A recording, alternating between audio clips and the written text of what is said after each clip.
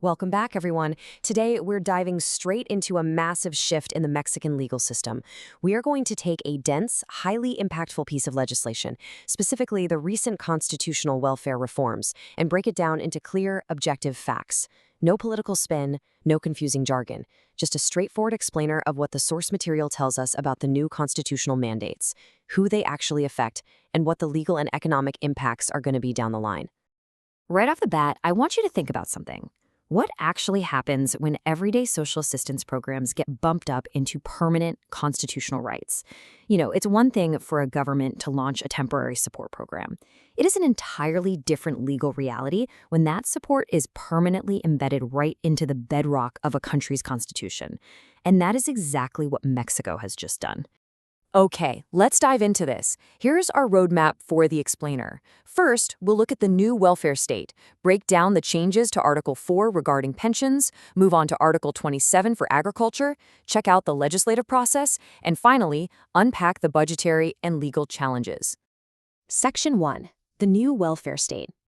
To really grasp these reforms, we've got to look at the why. And the core goal here was tackling deep social inequality. Just to give you a sense of the sheer scale we're talking about, 2020 census data shows 6.2 million people living with some kind of disability in Mexico. That's roughly 5% of the entire population.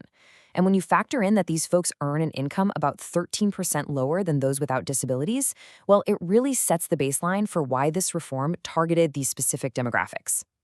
The executive branch also leaned heavily on recent poverty reduction stats to justify making these programs permanent. Data from Coneval shows the number of people in poverty dropping from 55.7 million in 2020 down to 46.8 million in 2022. That means 8.9 million people actually exited poverty. So the government is pointing directly at this metric to say, hey, these programs are working and we need to give them permanent legal protection. Moving on to Section 2, Article 4, Pensions and Rights. So the absolutely crucial point here is the legal framing. On one hand, you have your standard temporary social program. Those are completely subject to the political winds, right? They can be slashed or just flat out canceled by whoever takes office next. But on the flip side, we have this new reality, a constitutional mandate. Article 4 now guarantees non-contributory pensions for folks with permanent disabilities under 65, plus a universal non-contributory pension for all adults over 65. The Constitution also explicitly forces the state to guarantee rehabilitation for persons with disabilities, putting a priority on minors. It's literally no longer optional. It is an inescapable obligation of the state. To put the financial gravity of this into perspective, just look at the budget. The approved 2024 budget for the elderly pension program came in at over 465 billion pesos. Compared to 2019, that is a staggering 261.7% increase in real terms. And get this, the reformed constitutional text actually includes a strict rule of non-regression. That basically means the budget allocated for these direct transfers can never be decreased in real terms, ever. Let's see how this builds into Section 3, Article 27, covering agriculture and food.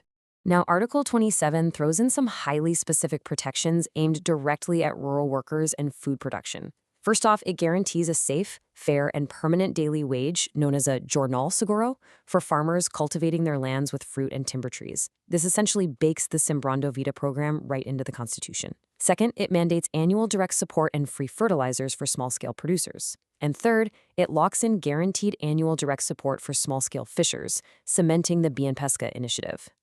But honestly, the most economically significant change to Article 27 might just be the introduction of guarantee prices. The Constitution now explicitly demands that the government maintain minimum guarantee prices for 5 essential basic foods: corn, beans, milk, rice, and wheat. The stated goal here is to shield small and medium producers from wild market volatility, ensuring they can cover their production costs and preventing a national food deficit. All right, Section 4, the legislative process. So, how exactly does a sweeping, financially massive reform like this navigate through the government? Well, the final vote in the Chamber of Deputies brilliantly illustrates the political reality here. The reform was approved with 483 votes in favor and, wait for it, exactly 0 votes against. Now, the source notes that opposition parties definitely voiced concerns during debates about the long-term budgetary sustainability of all this, but ultimately, there was a near-unanimous cross-party consensus to pass the bill. Not a single legislator voted no. And the timeline itself was remarkably straightforward for a constitutional change. The president presented the initiative on February 5th, 2024.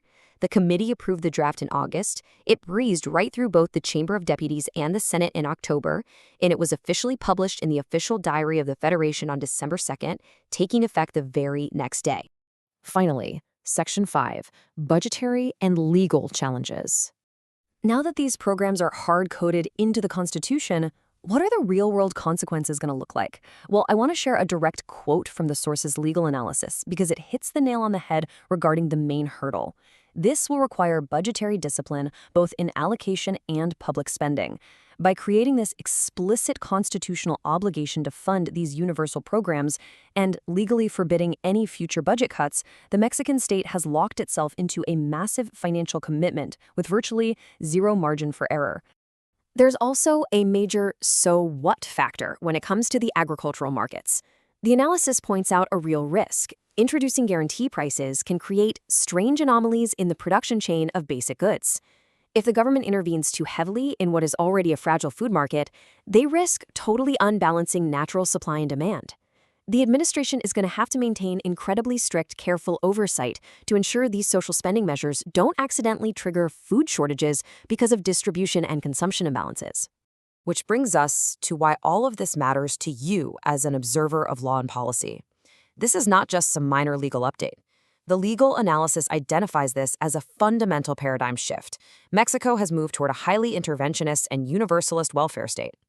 And the success of this entirely new framework?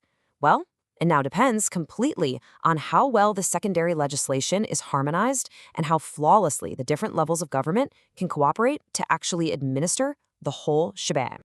I want to leave you with a final thought to chew on. The legal text is set, the rights are guaranteed, and those budget mandates are totally locked in. But as we look down the road, will this new, highly interventionist welfare state successfully meet Mexico's social demands in the long term without completely breaking the national budget? It's a delicate balancing act of law, economics, and administration that we are definitely going to be watching very closely. Thanks for joining me for this explainer, and we'll catch you on the next one.